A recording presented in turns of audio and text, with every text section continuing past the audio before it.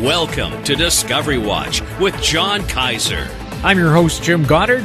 John, welcome back to the show. Jim, it's a pleasure to be on your show in 2020. John, Nevada exploration has kicked off the new year with an uptrend. What's going on there?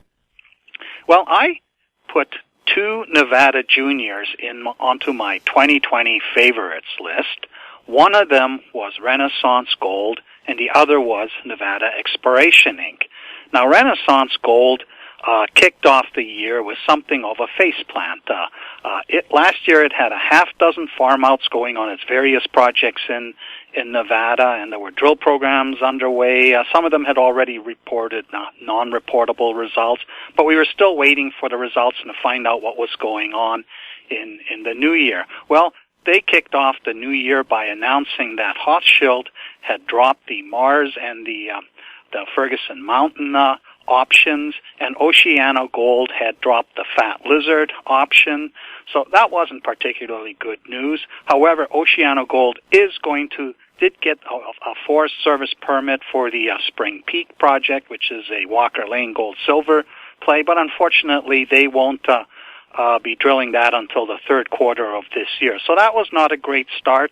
Nothing seems to be happening with Renaissance Gold until, say, June, when Anglo Gold has to make a $3.1 million cash payment to secure 100% of the Silicon project, which is just to the east of the Corvus's North Bullfrog project.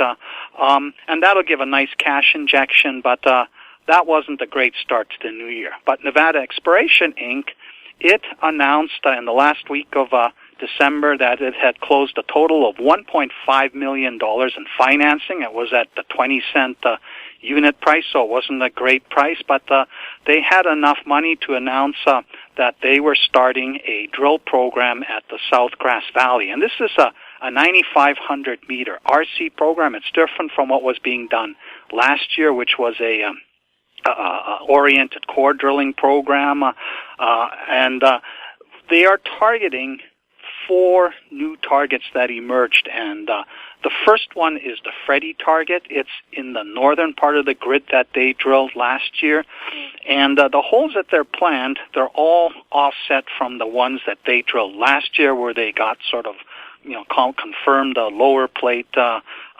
Carlin-type pumped carbonates, but the gold grade was, at best, 50 ppb, so just anomalous. They haven't yet found the sponges where it is hanging, where the gold has hung up. But the Freddy target marches off to the northwest, and it's near Goodwin Butte, which everybody always knew about. It sits there in the middle of the basin gravels, and it's quite barren. It's got lower plate outcrop, but when you sample it, there's nothing there. And yet they drill the hole next to it, and they get completely different outcrops. So they think that may be a rafted block that's sitting on top of something special. And so this first batch of holes that they're drilling, they're now drilling mainly for grade, because they got to find ore grade mineralization to really kick off the discovery story. At the moment, they're still collecting geological data to continue to build the context, and then they'll move from the Freddy to the Waterfall and these various other targets that they've developed to the south, which sits on top of the Jurassic stock. But the stock, broke through 30 cents in the new year. It's around 37, 38 cents. $1.5 million does not really pay for the full 9,500-meter program. They originally wanted to have $3 million, but at least with drilling underway, they are in position to deliver results, which in the context that they've built here with such a large scale system. I mean, it has the scale of the North Carlin District, which is a 50 million ounce plus system of high-grade Carlin-type gold. The goal here initially is to find something like Cortez Hills, which is 10 million tons of 20 gram per ton gold underground mineable. And if they found something like that, that would be worth about $2 billion U.S. right now. So that would be the equivalent of a sort of a $22 stock based on all the fully diluted that they have now. So this is a story that has multiple scales. It's exciting. They could come up with something similar to what Gold Standard has at the railroad project at the southern end of the Carlin Trend, and that's worth several $100 million. So we might get a 10-bagger out of this. Well, since the stock's already almost doubled from 20 cents, that would only be a 5-bagger. But the next target would be a Cortez Hills clone. That would be a 100-bagger. And if they start to demonstrate that this is another North Carlin type district with 50 million ounce potential, well, then you're talking off the scale types of returns. You're talking 1,000-bagger type stuff. And because this was all generated with groundwater chemistry, which involving gold, which is a new method that has not yet been vindicated in terms of a bona fide discovery arising from this, if they were to confirm that, it would blow northern Nevada wide open, because there are lots of tedious-looking gravel-covered parts of northern Nevada where there isn't anything the hills to make you think that you should be grit drilling in the basin. This would spawn a major exploration rush in northern Nevada, because these guys, they might be able to stake a half dozen or so target areas elsewhere where they've collected samples in the last 15 years. But all the rest, well, that's all going to be open ground. But we're still at the stage of waiting for that first ore grade hole to show us that, yes, the right rocks are there, that the fluids passed through and the gold got caught up. And once you have that, then you switch into a completely different mode. So the market's kicking off the year with optimism that this is the year that the South Grass Valley play finally delivers the discovery that we need to really kick off a northern Nevada exploration boom. We'll have more with John Kaiser right after this. Aben Resources Limited is a gold exploration company with significant projects in British Columbia and the Yukon, trading on the TSX Venture Exchange, symbol ABN, and the OTCQB, symbol ABNAF. Surrounded by world-class gold deposits and mines, Aben's 23,000 hectares Forest Kerr Gold Project is located in the heart of the Golden Triangle in northwestern BC. For more information, visit us at abenresources.com. Engineer Gold Mines is focused on the exploration and development of the historic high-grade Engineer Gold Mine situated 32 kilometers southwest of Atlan, British Columbia. Engineer Gold Mines is fully permitted for surface and underground exploration with the 2019 drill program now underway. Engineer Gold Mines Limited trades on the TSX Venture Exchange, symbol EAU. For more information, please visit us at engineergoldmines.com. Welcome back. We're speaking with John Kaiser. John, did Niobe Metals get a social license from the Moose Cree First Nation so it can start drilling at its James Bay niobium deposit?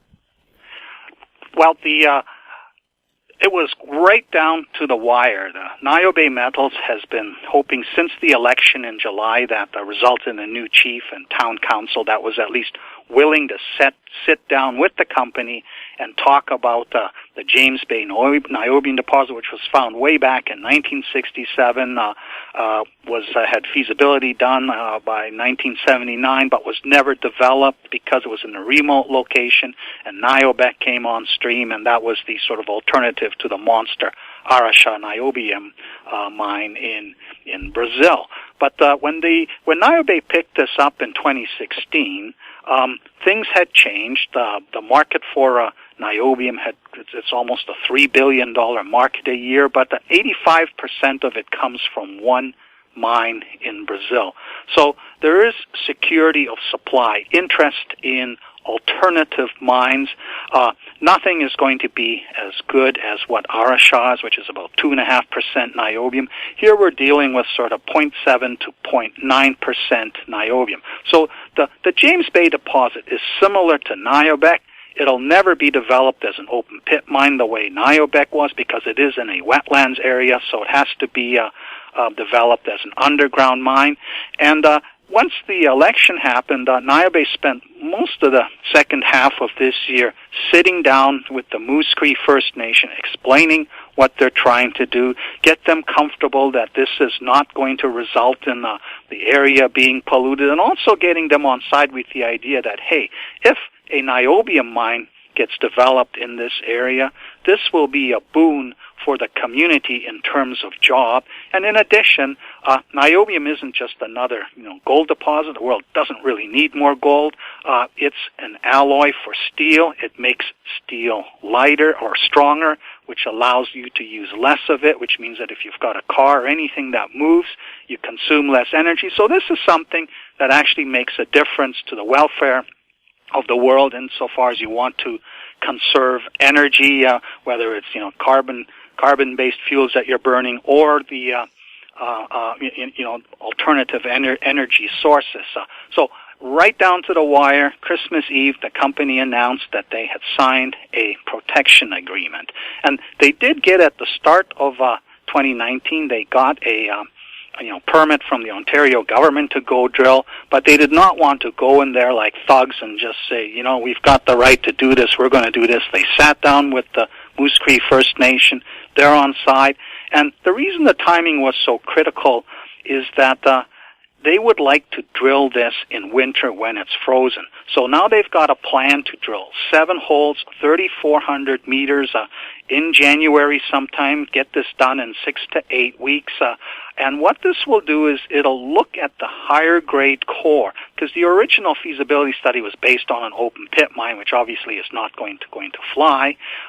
So now they want to better refine where the high grade cores, also get metallurgical samples for testing, because the grain size of the pyrochlore mineralization, which hosts the niobium, it's coarser than it is at Niobec. So they think that the OPEX might even be better, which might help offset the more remote location than Niobec.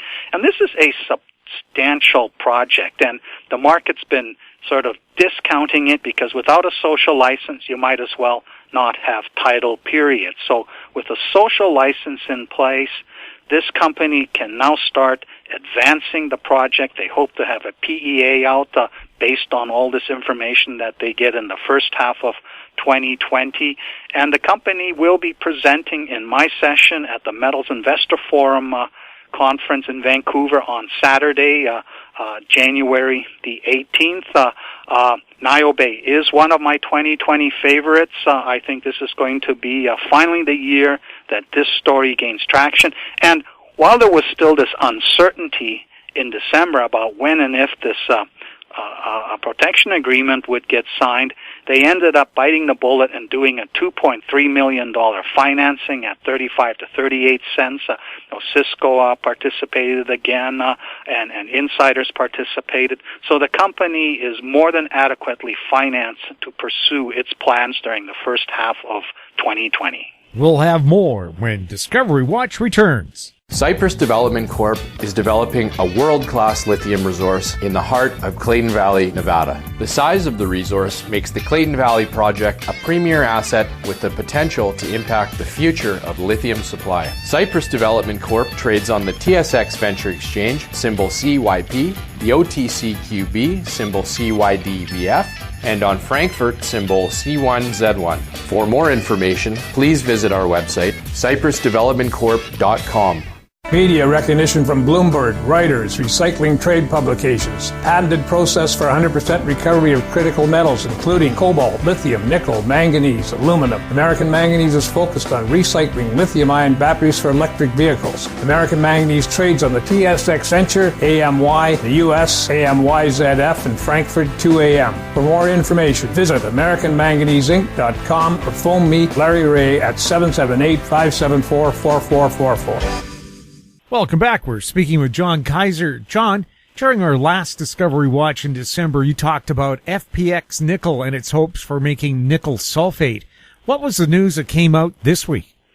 On January 7th, FPX Nickel announced that the testing Sherritt Technologies had done on its concentrate does indeed deliver a chemical solution that is very high purity, of which with a 98.8% to 99.5% nickel recovery, to which solvent extraction can be applied to recover nickel sulfate. Now, nickel sulfate is the form of nickel required for the lithium-ion battery.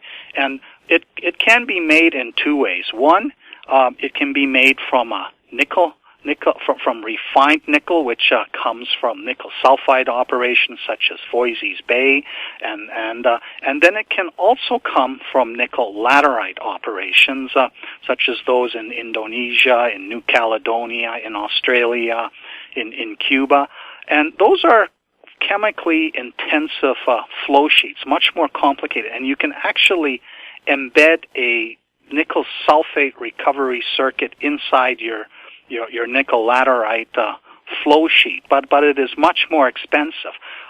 The Dakar project is this extremely low-grade deposit, 0.12% nickel, but it's in a form called awaroite, which is a natural stainless steel alloy, nickel and iron, and they can recover it through two stages: magnetic separation.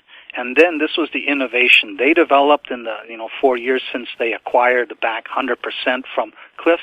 They found out that with flotation, they can upgrade this to 65% nickel, and the other 30% is iron, and it's part of the nickel iron alloy awaroite grain, and then the 5% is some fluff like silica or something like this. And this is now a concentrate that the stainless steel mills can feed directly into their furnaces to make stainless steel. It's got an excellent purity.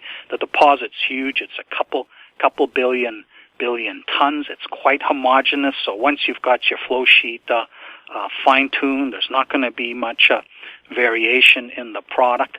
But because it is a concentrate that has to be sold directly to a stainless steel maker, bypassing the LME London warehouses where anybody can buy it and do whatever they want with it, that sort of limited the audiences that might purchase it. They get higher payability than delivering a nickel sulfide concentrate to a smelter. And the reason they went after this nickel sulfate angle was they wanted to have a second offtake market available to them. Now, nickel sulfate, it's controversial whether or not in, say, 10 years, the lithium-ion battery will still be what powers electric vehicles. But if it is, and electric vehicles have taken off and they're still powered by lithium-ion, nickel sulfate's going to be a big deal. So being able to demonstrate that you can make nickel sulfate from the flotation-derived concentrate at Dakar, this is a big deal because if obviously with a project that's $2 billion or more capex, this little junior is not going to be able to build it. They're trying to bring it to a stage where a big giant company will buy it out. It's going to be a 40-year mine life, and having the option of being able to make nickel sulfate with less stages involved than from nickel laterite deposits, or having to buy refined nickel and then reprocess it to make nickel sulfate. This is an optionality which is of adds strategic value to this project. So the company hasn't yet made the decision that it's going to start its PEA, an updated PEA. Martin Turan has suggested that what they would like to see is a nickel price in the $7 to $8 per pound range. And reading between the lines, I think the behind-the-scenes calculations they've done suggest that that's where this project really looks good and becomes interesting. Nickel's sort of bumbling around at $6.25. On January 1st, Indonesia reintroduced its export ban on raw laterite ore. It moved it up 2 years. So we have a bit of a softness in the nickel market right now because all these Chinese companies that are building processing facilities in Indonesia had exploited their right to export raw ore to the fullest, so they shipped an awful lot of raw laterite ore over to China, where it's now parked in warehouses waiting to be turned into nickel pig iron for the Chinese stainless steel mills. So that'll be drawn down over the next 6 months. And then we're in a scenario where only the Philippines are really supplying the raw laterite nickel ore. The Indonesian facilities, when they're finished, are going to have a higher cost base, so that's not going to be the sort of, just mine the stuff and ship it to the low-cost Chinese processing facilities. So I expect the nickel price to improve this year. I don't expect anything spectacular to happen to it. But if we start seeing this, this company will pull the trigger, and Martin figures 4 to 5 months to get the PEA written, properly formalized. But he says, we probably wouldn't time it for delivery until, say, early September of this year. And so I asked him, well, what if, what are you going to do in the meantime? Suppose you announce in a few weeks that we are proceeding with this, and they are going to be also in my session at the Metals Investor Forum on January 18th, Saturday in the afternoon. He said, well, if the stock price started to rise and people started to appreciate the story and wanted to give us more money, we could spend $1 million on some infill drilling to convert the 15% of the Karpaz deposit that's still inferred into the indicated category, which is what you need for the next stage, which would be a pre-feasibility study, and that apparently would cost about 12 million Canadian to do. It would not be the same as feasibility study, where you got to do all the environmental permitting mitigation stuff. That would obviously cost a lot more. But the other interesting thing that they would do is they would spend about $1.2 million on the van target. And this is a target they knew about way back in 2008. It's on the top part of on the other side of the mountain. At the time, it was all still heavily forested, whereas in the area of the Baptiste zone, clear-cut logging had already exposed everything, and they had a reasonable exposed outcrop. It ended up being a fraction of what that deposit was. It's a couple billion tons at Dakar.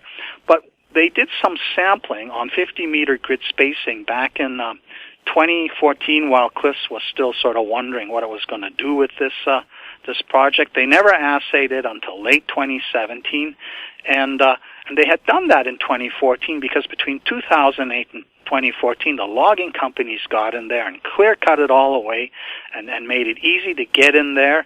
And this, the exposed outcrop there, it has to a depth of 300 meters. That's a tonnage footprint of 500 to a million tons to a billion tons, not as big as the Baptiste itself.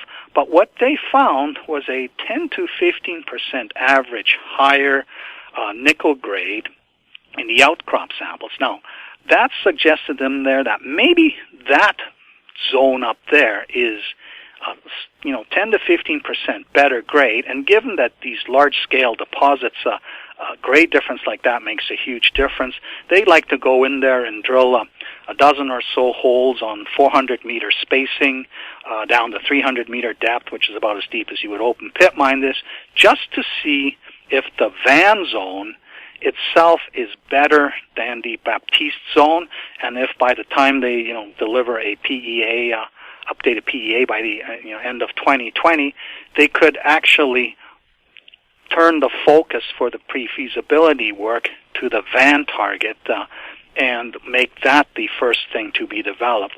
So that's sort of this blue sky possibility. It's not like finding a brand new 5 million ounce gold deposit or anything like that, because this is all now a number crunching game. This is an advanced project, and FPX Nickel finally, after the 5 years since they acquired 100% back from Cliffs, they look at the threshold of finally showing that this one too has the potential to be a 10-bagger or more from the current level.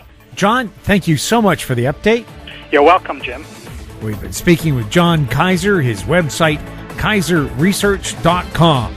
I'm Jim Goddard. Comments made on Discovery Watch are an expression of opinion only and should not be construed in any manner whatsoever as recommendations to buy or sell any financial instrument at any time. Archived online at howstreet.com. Discovery Watch is a production of How Street Media Incorporated.